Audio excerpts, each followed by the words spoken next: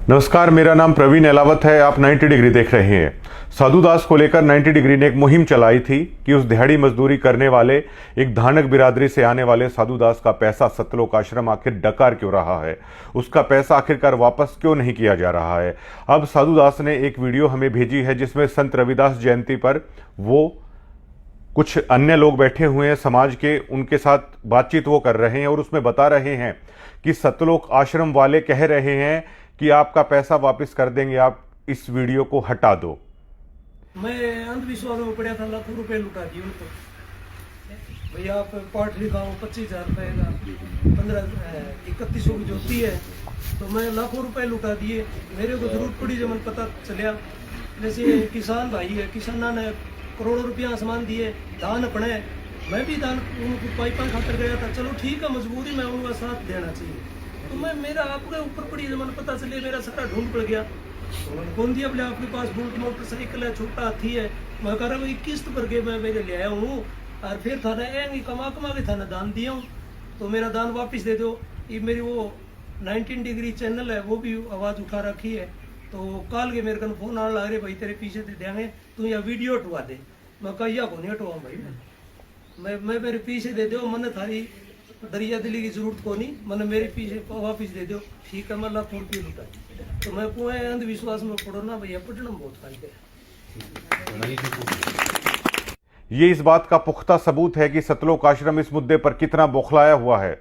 सतलोक आश्रम से ये मुद्दा ना तो बाहर निकालते बन रहा है ना निकलते हुए बन रहा है, लेकिन साधु दास की खुददारी देखिए। उसने ये कह दिया कि 90 डिग्री ने जो मुहिम चला रखी है वो बिल्कुल सच्ची मुहिम चला रखी है। आप मेरे जो हक का पैसा है, मुझे आप लोगों का एहसान नहीं चाहिए।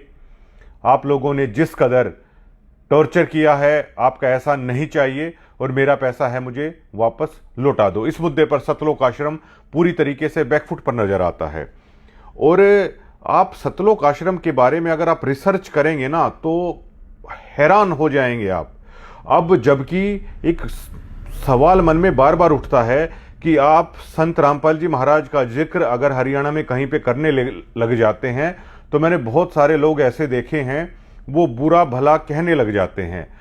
अब जब उन आदमियों से आप पूछेंगे तो वो रीज़न जो बताएंगे ना, जो अनाप शनाप की बातें उस दरमियान आश्रम के बाबत मीडिया ने लिखी थी, उन चीज़ों का जिक्र हो जाता है। जो बैड एलिमेंट हथियार लेकर खड़े थे, जो 6 लोग मरे भी थे बरवाला कांड के दरमियान, उन चीज़ों का जिक्र है वो लोग कर लेते हैं और उन सभी चीज़ों को संत रामपाल जी महाराज से जोड़ देते हैं। उन आदमियों को ये नहीं पता कि संत रामपाल जी महाराज का दूर दूर तक इस तरह के बैड एलिमेंटों से कोई हाथ नहीं था। एक राष्ट्रीय समाज सेवा समिति जो संत रामपाल जी महाराज के भाई हैं महेंद्र दास, उन्होंने गठित की थी। संत रामपाल जी महाराज ने पूरी संगत के सामने ये कह दिया था कि ये समिति मेरी नहीं है। संत रामपाल जी महाराज को बरवाला के बाद जब गिरफ्तार किया गया था, मेडिकल के लिए पंचकुला हॉस्पिटल में लाया गया था, तब भी संत रामपाल जी महाराज से मीडिया ने पूछा था कि बाबा जी ये जो गुंडा तत्व है, बैड एलिमेंट है, ये जो गुंडागर्दी बाहर हुई है, ये आखिरकार कौन है। संत रामपाल जी महाराज ने पूरे देश के सामने ये कह दिया था, ये राष्ट्रीय सेवा समिति के लोग हैं, ये लोग मेरे नहीं हैं। आपके ऊपर इतने इल्जाम है सर, आपके ऊपर इतने इल्जाम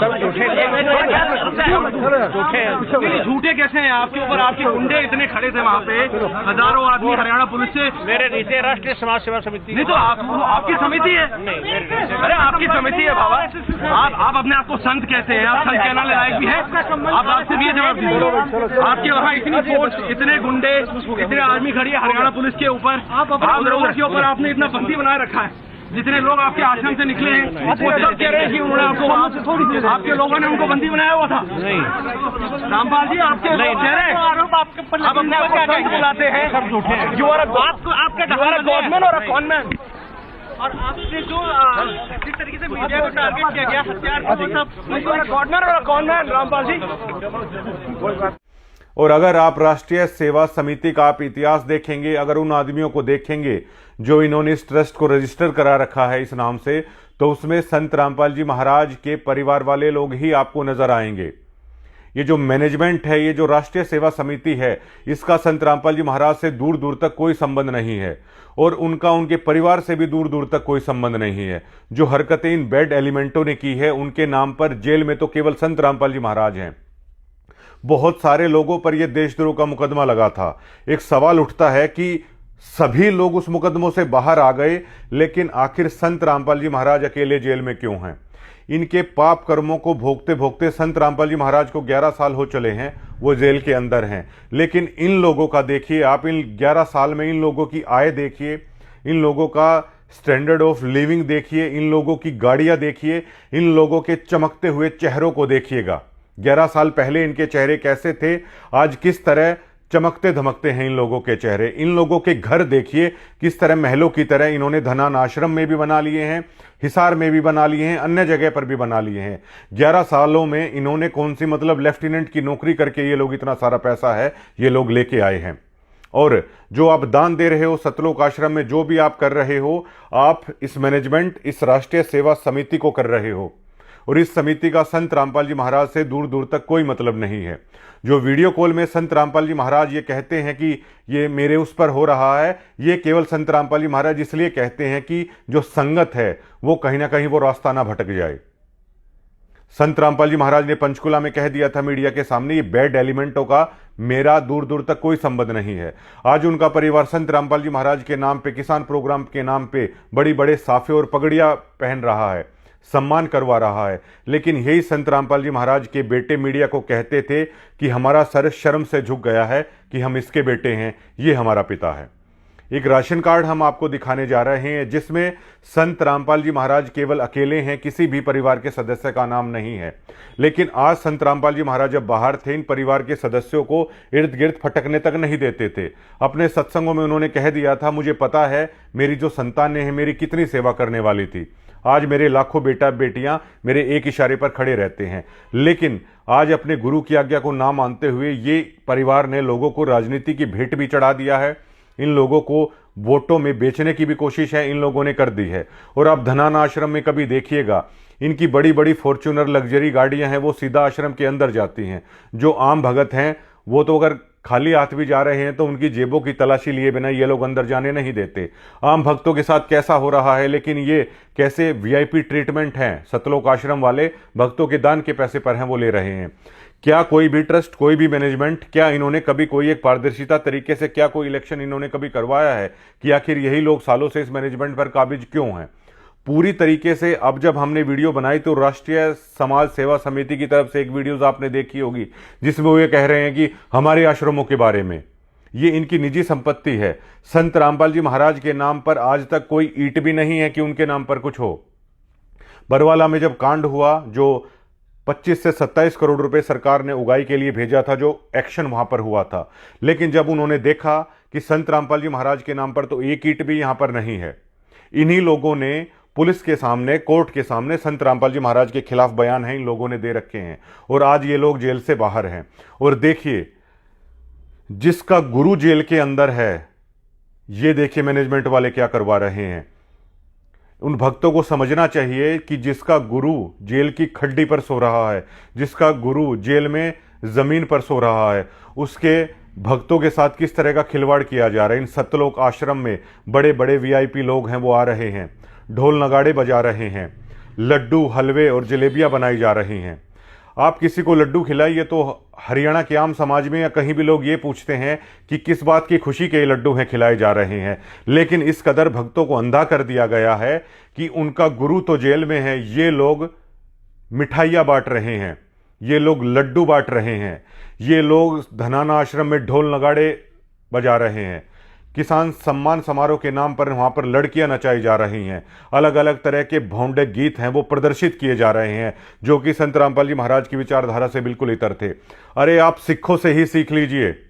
जहां पर दिल्ली में शीशगंज गुरुद्वारा बना है, गुरु तेग बहादुर का शीश मुगलों ने काटा था, लेकिन सिखों ने जब तक वहां पर शीशगंज गुरुद्वारा नहीं बना दिया, अपने गुरु का बदला मुगलों से नहीं ले लिया, तब तक वो चैन से नहीं बैठे।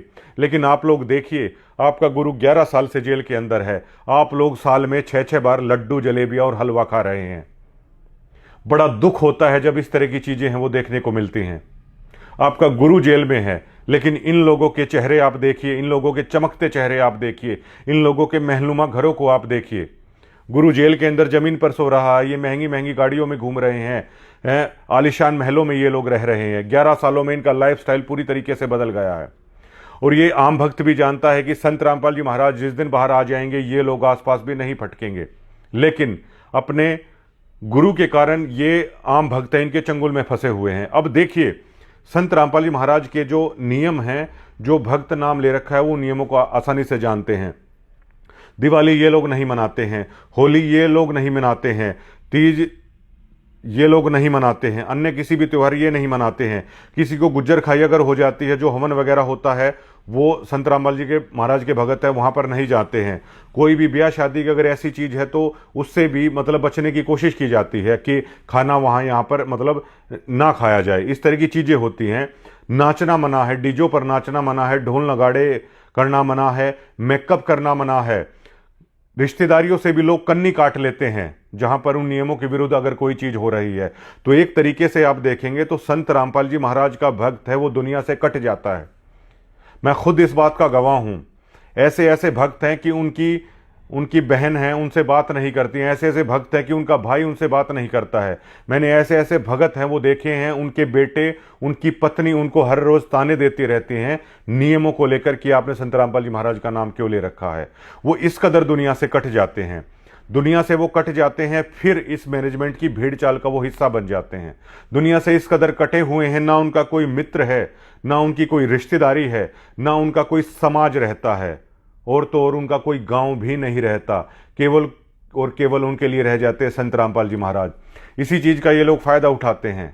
इसी चीज के कारण संत रामपाल जी महाराज का एक नियम ये भी है कि अपने गुरु के सिवा और किसी को नहीं मानना है। लेकिन ये जो इनके परिवार वाले हैं धनाना आश्रम में, उनके घरों के बाहर भक्त हैं वो ड्यूटी देते हैं, इनके चौकीदार बनकर खड़े रहते हैं इनके परिवार के लोगों के।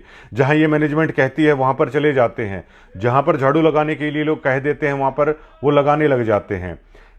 समाज से कट गए, गांव से कट गए, रिश्तेदारी से कट गए, मित्र यारों प्यारों से कट गए, समाज में हर चीज से कट गए। इसी चीज से फिर ये लोग भेड़ चाल में शामिल कर लेते हैं। और अगर मेरे आप जैसा अगर कोई आदमी आवाज उठाने की कोशिश करता है तो इनके नाम पे एक कंप्यूटराइज पीला पर्चा है वो लोग निकाल देते हैं, ताकि दोबारा इस तरह की बगावत करने की कोई कोशिश ना कर सके, इस तरह कोई बागी है वो ना हो पाए। सतलोक आश्रम से जुड़े हुए हर व्यक्ति को ये बात है कि ये जो मैनेजमेंट है, ये जो समितियां बना रखी हैं, इसका संत रामपाल जी महाराज से दूर दूर तक कोई भी संबंध नहीं है। लेकिन इन नौसिखियों ने, इन नकली एक्टरों ने संत रामपाल जी महाराज को इतना बदनाम कर दिया है, इतना बदनाम कर दिया है कि आम समाज में जाकर भी आप अपने गुरु की अगर अच्छाइयां बताने की कोशिश करते हैं तो लोग गाली देने लग जाते हैं संत रामपाल जी महाराज के नाम पे। ये बैड एलिमेंट इस चीज के सारे कसूरवार हैं, जिन्होंने 11 साल हो गए हैं गुरु को अंदर इन लोगों ने डलवा रखा है। भक्तों का गुरु अंदर बैठा हुआ है, वो जेल की खड्डियों पर सो रहा है। जो जेल में जा चुके हैं उन लोगों को पता है कि वहां पर कोई बिस्तर नहीं मिलता, एक पक्की खड्डी उसे बोला जाता है वो मिलती है। वो भी मिल जाए तो बहुत बड़ी बात होती है, वरना लोग है वो नीचे ही सोते हैं। लेकिन साल में 6-6 बार लड्डू और जलेबियां हैं, सरेआम इनके तनखइये पत्रकार वीडियोज में दिखाते हैं कि देखिए। ये बहुत शर्म की बात है कि जिसका गुरु जेल में है वो लोग छाल में 6-6 बार लड्डू हैं वो मिठाइयां हैं वो कर रहे हैं। जिंदा गुरु के ऊपर फूल बरसाए जा रहे हैं, ढोल नगाड़े बजाए जा रहे हैं, डांस किए जा रहे हैं, और कोई कुछ बोलने तक को तैयार नहीं है। पैसे खाए जा रहे हैं, भक्तों के दान का पैसा खाया जा रहा है, और कोई एक गरीब आदमी वो ये बोल देता है कि मेरा पैसा वापस करो, उस तक को देने का इनका मतलब वो नहीं है, और दावे किए जाते हैं। ये जो सब इन लोगों ने किया है, ये 1000 करोड़ रुपए बांटे हैं या 2000 करोड़ रुपए बांटे हैं, ग्राउंड पे इनका टोटल फेलियर दिखाता है। 1000 करोड़ रुपए लगाने के बाद 500 लोग ये नहीं जोड़ पाए हैं संत रामपाल जी महाराज के सिद्धांतों से, संत रामपाल जी महाराज की शिक्षाओं से। ये सबसे बड़ा टोटली फेलियर इस मैनेजमेंट का है। और इस मैनेजमेंट को जो भी आप पैसा दे रहे हो वो आप संत रामपाल जी महाराज को नहीं दे रहे हो, क्योंकि उन्होंने डिनाई कर दिया है, ये समितियां उनके नाम की नहीं हैं। और संत रामपाल जी महाराज कहते हैं कुपात्रों के हाथ में दी हुई चीज है वो कभी नहीं फलेगी। इसलिए अब जो संत रामपाल जी महाराज की शिक्षाओं पर चलते हैं, उनकी सच्ची भक्ति करते हैं, वो लोग अपने गुरु के बाहर आने का बड़ी शिद्दत के साथ इंतजार कर रहे हैं। जो भी दान का पैसा उन्हें देना होता है वो अपने घर पर ही संत रामपाल जी महाराज के नाम का संकल्प करके है वो रख लेते हैं और वो संकल्प कर लेते हैं कि गुरु महाराज जब कभी आप बाहर आओगे ये दान का पैसा तब हम आपको देंगे। और मुझे पुराने भक्तों ने बताया है कि संत रामपाल जी महाराज अपने हाथ में दान का पैसा लेते थे, मतलब पहले वो पैसे को छूते थे उसके बाद वो वहां पर रखवाते थे। इसका सीधा सा मतलब ये था कि उस गुरु ने आपका दान का पैसा स्वीकार कर लिया है। लेकिन आज जो ये कर रहे हैं वो पैसा भी उस गुरु के दे तो रहे हैं भगत, लेकिन वो पैसा इस मैनेजमेंट के नाम पे जा रहा है। आप लोग सवाल क्यों नहीं उठाते? ये लोग फिर इलेक्शन क्यों नहीं करते हैं? सालों से यही लोग आखिरकार उस संस्था पर काबिज क्यों हैं? कल जो 2-3 भक्त हैं कल टूट गए हैं इन लोगों के, जो सच्चाई इन लोगों की सामने आई है। लगातार भक्त हैं इनसे टूटते जा रहे हैं और ये लोग बड़े बड़े दावे करने की कोशिश करते हैं। इन्होंने एक भांग पिलाने की एक ऐसी कोशिश कर दी है, झूठे धर्म के नाम पर एक ऐसा नशा इन भक्तों को करवाने की इन्होंने कोशिश कर दी है। कुछ भी करने का प्रयास है ये लोग करते हैं। इनकी वीडियोस को आप देखिएगा, इतने लड्डू बन गए, इतनी जलेबी बन गई, यहां आने के बाद फला आदमी ने ये कह दिया, वो कह दिया, वो कह दिया। लेकिन अभी तक आम लोग संत रामपाल जी महाराज को लेकर नेगेटिव इसलिए सोच रहे हैं क्योंकि जो इनकी कुकर्म थे, जो इनके कुकर्म थे, वो इनका पीछा छोड़ने का नाम नहीं ले रहे हैं। मैं इस बात का पुख्ता गवाह हूं। गिरावड़ में संत रामपाल जी महाराज वीडियो कॉल पर आए हुए थे जब यहां पर सम्मान समारोह था। संत रामपाल जी महाराज से सरपंच बात कर रहे थे तो संत रामपाल जी महाराज ने कभी भी इन सम्मान समारोह की परमिशन नहीं दी है। इस बात का तो गवाह मैं खुद हूं। संत रामपाल जी महाराज ने उन लोगों को कहा कि मेरे पास लोग ये परमिशन लेने के लिए आए कि हम सम्मान समारोह करना चाहते हैं। संत रामपाल जी महाराज ने वीडियो कॉल के दरमियान बताया, मैंने उन लोगों को कहा जब आप लोग मुझे गालियां देते थे तब मुझसे नहीं पूछा था, अब आप लोग मुझसे क्यों पूछ रहे हैं? मतलब जो आपको करना है वो आप करिए। आप लड़कियां नचाइए, दान का जो पैसा है भक्तों का इन कार्यक्रमों पर वो उड़ाइए, स्टेजों से कुछ भी अमर्यादित भाषा कीजिए, पॉलिटिकल लोगों को बुलाइए, भक्तों से आप जयकारे लगवाइए, उनके नाम के हाथ उठवाइए, कुछ भी आप कीजिए। संत रामपाल जी महाराज, मैं इस बात का गवाह हूं, संत रामपाल जी महाराज ने कह दिया कि उनसे ना पूछा जाए कुछ भी इस बारे में। और ये लोग इस कदर भक्तों के साथ ठगी करते हैं। ये लोग दावा करवाने की कोशिश करते हैं कि महाराज जी ऐसा कर रहे हैं, महाराज जी वैसा कर रहे हैं। महाराज जी ने इन लोगों को साफ साफ बोल रखा है कि जैसा आपका मन करे आप करिए। मतलब गुरु को जो ज्ञान देना था उसने दे दिया, अब जैसा इन लोगों को अच्छा लगता है वो लोग वैसा करिए।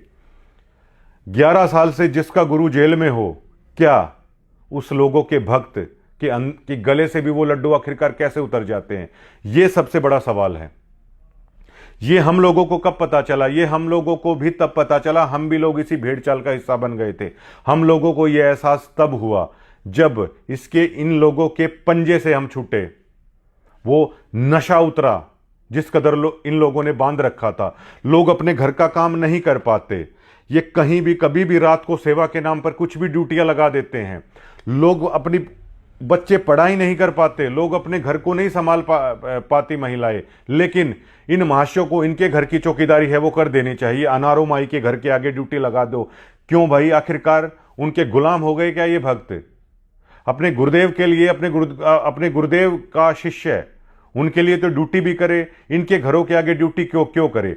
अब धनाना में इनका घर बन रहा है, इनके परिवार वालों का आदेश दे दिया गया ग्रुपों में डालकर कि गुरुजी का घर बन रहा है, वहां पे आके मजदूरी करिए। लोग जा जाके वहां पर मजदूरी कर रहे हैं, फ्री में मजदूर तैयार किए जा रहे हैं। आश्रमों में भक्तों का खून निकाला जा रहा है, आश्रम में भक्तों का पैसा ऐंठा जा रहा है, कभी ज्योतियों के नाम पर, कभी पाठ के नाम पर। कभी कभी भक्तों को कह दिया जाता है कि तुम्हारा नाम खंड हो रखा है। इन लोगों का आखिरकार कभी नाम खंड क्यों नहीं होता? ये लोग लग्जरी लाइफस्टाइल देख रहे हैं। 11 साल से पहले इनकी माली हालत देख लीजिए, आज इनकी हालत देख लीजिए। क्या कुछ इन लोगों ने ऐसा कर दिया। पहले इन्हें शर्म आती थी कि ये हमारा बाप है, आज लोग देखिए उसी बाप के नाम से ये लोग साफे पहन रहे हैं और पगड़ियां बांध रहे हैं। कम से कम एक बार वीरेंद्र को आकर स्टेज पर ये तो कह देना चाहिए कि मैं अपने बयान वापस लेता हूं जिसमें मैं शर्मिंदा था कि मेरे बाप का नाम संत रामपाल जी महाराज है। इसके कुकर्मों के कारण मैं शर्मिंदा हो गया था, मैं समाज में बैठने लायक नहीं रहा। लेकिन कम से कम आगे अब जो जानकारी मिल रही है कि सातरोड खाप में हो सकता है ये कार्यक्रम और करवाने की बातचीत शायद कुछ चल रही है, तो सातरोड खाप में कम से कम संत रामपाल जी महाराज का बड़ा बेटा खड़ा होकर ये तो कह सकता है कि मुझे अपने पिता पर गर्व है। कम से कम वो बयान तो ये समाज के सामने लेके आए और कम से कम ये गलती तो माने कि संत रामपाल जी महाराज का आदेश नहीं था कमांडो बनाने के लिए। संत रामपाल जी महाराज का आदेश नहीं था कि बंदूक लेके खड़े हो जाओ। संत रामपाल जी महाराज का आदेश नहीं था बच्चे और महिलाओं को आप लोग आगे खड़ा कर दो। संत रामपाल जी महाराज का आदेश नहीं था कि हमें कोर्ट पर नहीं जाना है। और आश्रम का हर व्यक्ति जानता है कि गुरु को जेल में डलवाने वाले आखिर लोग कौन हैं, किस गलतियों के कारण है। और कम से कम आप इतना तो सोच लीजिए, जिसका बाप जेल में हो क्या उस जगह पर ढोल नगाड़े कोई बजवाएगा? जिसका बाप जेल में हो, जिसका गुरु जेल में हो, क्या वो लड्डू और बधाइयाँ बांटते फिरेंगे? साल में 6-6 बार लड्डू जलेबियाँ वो बांटते हुए फिरेंगे? अरे आप सिखों से सीख लीजिए, उनके गुरुओं ने कितना बलिदान दे दिया, लेकिन वो कभी भूले नहीं, अपने गुरु का मान रखा जब तक उस चीज़ का उन्होंने बदला ना ले लिया। आप लोग हरियाणा की सोसाइटी के सामने आके गलती मानिए कि ये समिति संत रामपाल जी महाराज की नहीं है। ये जो सभी चीज़ें हुई, जो भी ये बैड एलिमेंटों की हरकतें हुई, ये संत रामपाल जी महाराज का आदेश नहीं था। हमारा गुरु ऐसा नहीं है। आम भक्त जब लोगों के बीच में बैठते हैं तो वो ये कहते हैं कि हमारे गुरु ऐसे नहीं है, लेकिन अब लोग कैसे माने? लोगों ने देखा है इन बैड एलिमेंटों को हथियार लिए हुए। लोगों ने उन चीज़ों को देखा है कि कैसे इन लोगों ने खर्क में किया, कैसे ये गुंडा तथा अपनी गाड़ियों के अंदर बेसबॉल के बीटे रखे, खरगांव में इन लोगों ने हमला किया, कैसे शब्दों का इस्तेमाल ये लोग उन वीडियोस में कर रहे हैं, कैसे जबरदस्ती ये लोग थोपने की कोशिश कर रहे हैं कि ऐसे जयकारे लगाओ। तो लोग कह रहे हैं कि चलिए मान लिया आपके गुरु ऐसे नहीं है, लेकिन ये जो जुड़े हुए जो लोग हैं फिर ये ऐसी हरकतें क्यों कर रहे हैं? ये आखिरकार कब गलती मानेंगे अपने इन कुकर्मों की? बस हरियाणा यही चाहता है कि जो कुकर्म इन्होंने किए हैं वो ये करें। और कम से कम आप लोगों को भी सोचना चाहिए, जिसका गुरु जेल में लेटा हुआ है, कम से कम आपको लड्डू नहीं बांटने चाहिए, कम से कम उस सामान में ये लड़कियां नहीं नचानी चाहिए, और कम से कम आपको ये बड़े बड़े साफे और ये पगड़ियां पहनने का अधिकार आपने किसने दे दिया? आपका गुरु जेल में है, आप बड़े बड़े ये सम्मान लेने की कोशिश कर रहे हैं। आप लोगों की बुद्धि का स्तर, मतलब आप लोगों को आखिरकार हो क्या गया है, और उन आम भक्तों को आखिरकार हो क्या गया है, ये सबसे बड़ा सवाल खड़ा हो रहा है। समाज से भी कट गए, वहां गए तो इस मैनेजमेंट ने ठग लिया, और इस मैनेजमेंट के चंगुल से निकलें तो ये डरा दिया जाता है कि पीला पर्चा निकल जाएगा। हम लोगों ने हिम्मत की, क्या मेरे पास ये नहीं था कि हम लोग बातचीत कर लें महाराज जी से या वो कर लें? अरे हमने उनकी चीज़ों को सीख लिया, हमें भरोसा हो गया। और हमारे तो भैया जब तक किसी का गुरु जेल में होता है ना, तो हमारे गले से तो ये लड्डू और ये मिठाइयाँ कभी उतरने वाली है नहीं। हमने तो मना कर दिया साफ साफ। आप लोगों को मुबारक हो, ये जो मैनेजमेंट का, इनके समिति का जो खेल है, आप लोग खेलते रहिए और आप लोग इनका हिस्सा बेशक से बनते रहिए। शुक्रिया।